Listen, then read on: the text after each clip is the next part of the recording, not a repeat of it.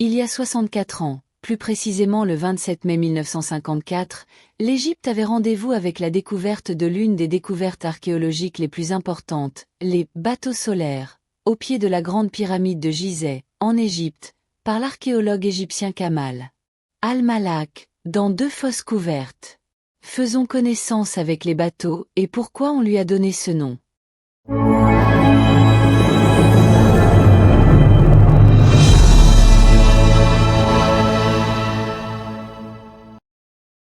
Bateau solaire. Il s'agit d'un bateau funéraire fabriqué il y a 5000 ans, vers 2800 avant JC. Il s'agit d'un bateau en bois de cèdre. Il a été retrouvé avec ses pièces démontées, et les corps des rois y étaient déposés lors des cérémonies funéraires. Appelé le bateau de Khéops. Les navires funéraires étaient utilisés dans l'Égypte ancienne pour se rendre dans l'au-delà, le monde des morts. La légende raconte que Ra devient enfant au lever du soleil, puis homme comblé à midi, le dieu de Ra, puis vieillard le soir, le dieu d'Atoum, selon la croyance des pharaons, là où il passe à travers elle pendant la journée alors qu'il s'élève dans le ciel, puis disparaît de la vue au coucher du soleil et commence. Voyage à travers la mer céleste à travers la nuit vers l'autre monde.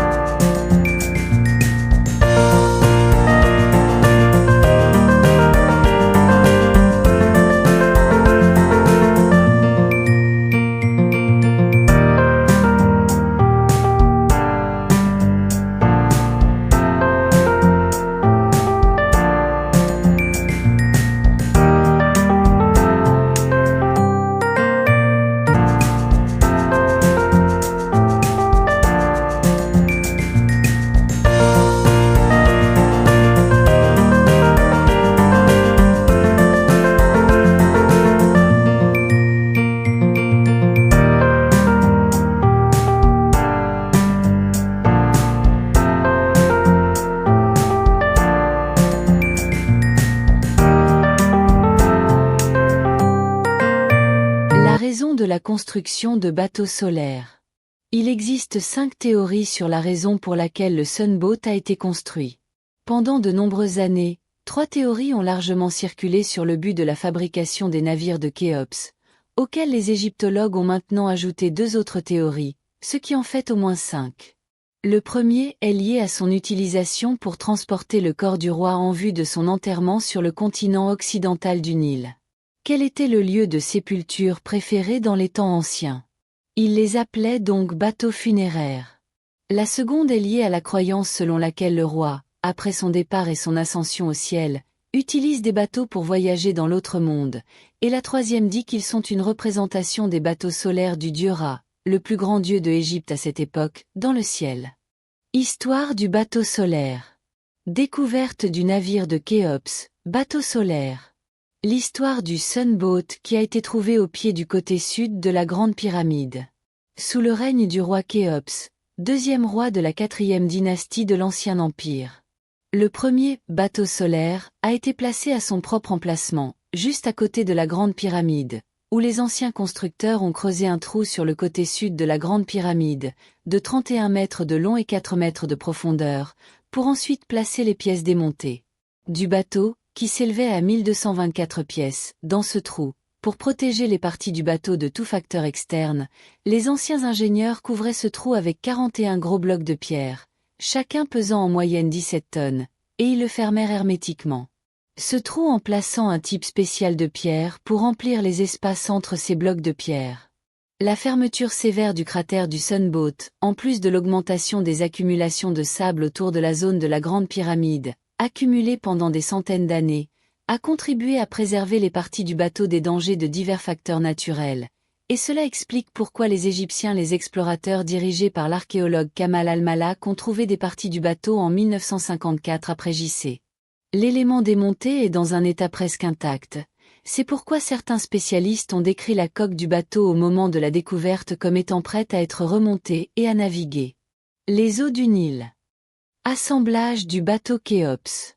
Après l'annonce de la découverte archéologique immense et unique de l'époque, les archéologues égyptiens ont entrepris de sérieuses tentatives pour assembler le bateau de Khéops tel que ses ingénieurs l'avaient fabriqué. C'est pourquoi un certain nombre d'archéologues, dirigés par Haj Ahmed Youssef, l'archéologue en chef du projet, ont étudié le tout. Méthode d'écriture que les anciens Égyptiens représentaient sur les murs des tombeaux et des temples. Ceci afin de s'inspirer des méthodes d'attache des cordes d'ancrage utilisées sur le bateau de Khéops. Ces archéologues ont visité plusieurs sites de fabrication de bateaux traditionnels, afin de voir et de connaître les différentes étapes de la construction des bateaux. Construction d'un musée pour le navire de Khéops. L'État a vu l'importance de préserver ce chef-d'œuvre archéologique unique dans son propre lieu. C'est pourquoi, en 1985, il a construit le musée du bateau de Khéops, dont le bâtiment est situé au-dessus du trou dans lequel le bateau a été trouvé en 1954. Ce bâtiment était composé de 2 bâtiments différents, dont le premier était le rez-de-chaussée, qui comprend un portail, l'entrée, la galerie des souvenirs et les bureaux administratifs, ainsi que la fosse archéologique pour les bateaux. Quant au deuxième niveau, qui se distingue par ses larges baies vitrées, il était utilisé pour exposer le bateau Khéops qui avait été assemblé auparavant. Ce niveau se distinguait par la présence de différents niveaux d'escalier, qui permettaient de voir le bateau de tous les côtés et de manière panoramique.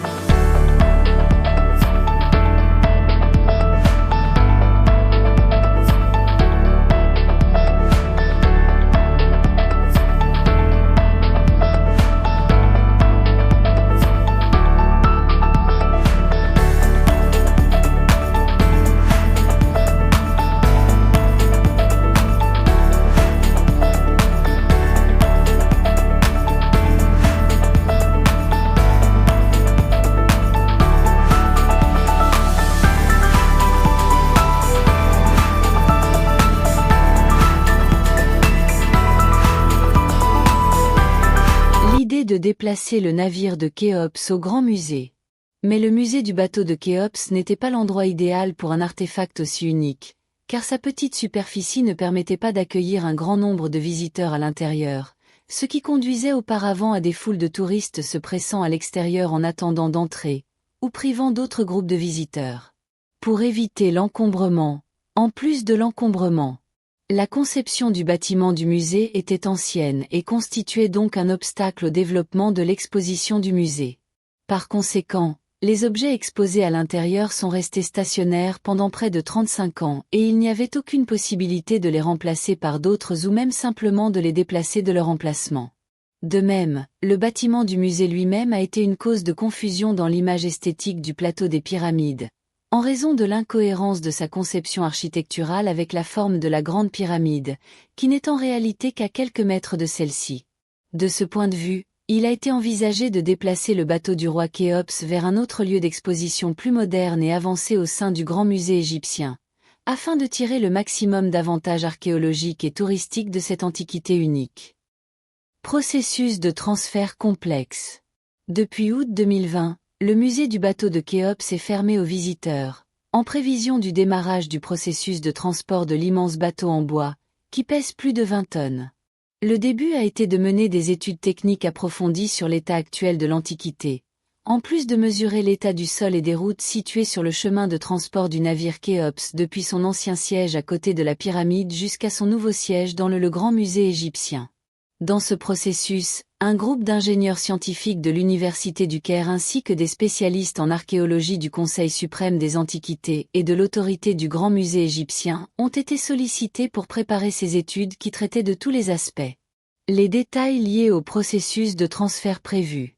Après la fin de ces préparatifs, le processus de transport du bateau a finalement commencé le 5 août. En sortant le corps de l'Antiquité d'un seul tenant de l'intérieur de son ancien siège, pour se diriger vers le Grand Musée égyptien, dans un voyage dont la distance totale n'a pas dépassé 9 km, mais les procédures de sécurité établies ont été déterminées. La vitesse du trajet des véhicules de transport était très faible et la moyenne ne dépassait pas 200 mètres par heure, de sorte que le corps du bateau a atteint avec succès son lieu de repos final. À l'intérieur du Grand Musée le matin du 7 août. Cette opération qualitative représente un précédent mondial en termes de planification et de mise en œuvre. Pour la première fois dans l'histoire, un monument a été transféré. Une trace organique de cette taille en un seul morceau.